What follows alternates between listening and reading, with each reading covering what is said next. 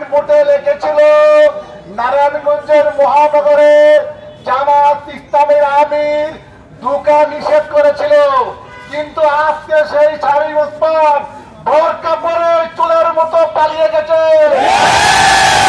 সেই শেখ হাসিনা হরতাল ডাকে মিছিল করে গুলিস্তান, হরতাল ডাকে হাসিনায় গুলিস্তান, হিন্দুস্তান মিছিল করে গুলিস্তান। চোরের মতো আমরা হরতাল ডাকতে দেব না, যেখানে পাবো সেইখানে আমরা প্রতিরোধ করবো। বলেছিল এই দেশ থেকে জামাত ইসলামকে পাকিস্তান পাঠিয়ে দেওয়া হবে, কিন্তু জামাত ইসলাম আমরা এই দেশে ছিলাম, আছি, থাকবো ইনশাআল্লাহ। কিন্তু আজকে শেখ হাসিনা ব্যাংকগুলি খালি করে চোরের মতো টাকাগুলো নিয়ে ইন্ডিয়া পালিয়ে গেছে। এবং এই ওয়ার্ডের কমিশনার ছিল 3 জন, একজন কমিশনার বলেছেন 1 নং ওয়ার্ড থেকে জামাত শিবিরকে উৎখাত করব। আজকে সেই ব্যক্তি জামাত শিবির রেখে পালিয়ে গেছে। আল্লাহ রাসূলকে বলেছিল কাফের মুশরিকরা মক্কা থেকে রাসূলকে উৎখাত করবে, কিন্তু আল্লাহ বলছেন হে রাসূল আপনি কোনো চিন্তা করবেন না।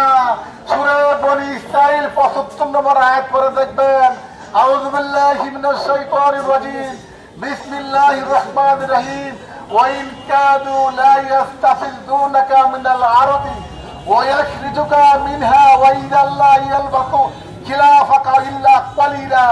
হে রাসূল যদি কাফের মুশরিকরা আপনাকে এই মক্কার দেশ থেকে তাড়িয়ে দিতে চায়, যদি তাই চেষ্টা করে, কিন্তু ওরাই চলে যাবে, আপনি মক্কার জমিনে থাকবেন। কিন্তু শেখ হাসিনা বলেছিল পাকিস্তান পাঠিয়ে দেবো জামাতকে, জামাত ইসলাম ছিল, আছে, থাকবে।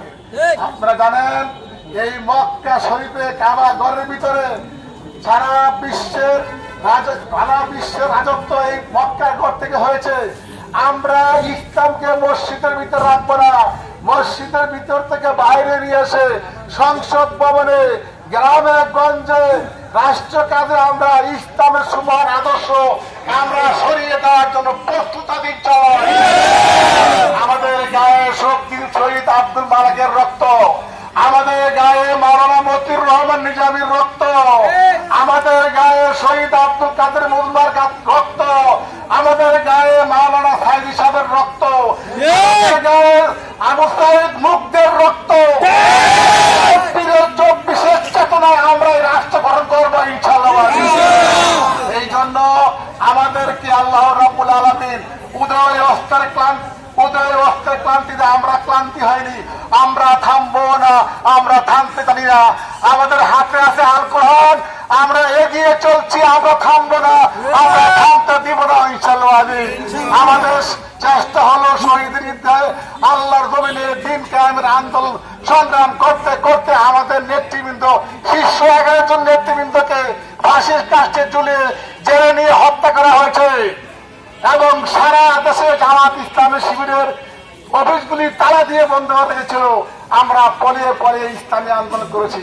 আজকে কোথায় তোমরা, কোথায় আওয়ামী লীগ, কোথায় কাদের কাকা, কোথায় শেখ হাসিনা, বড় বড় কথা কোথায় গেল?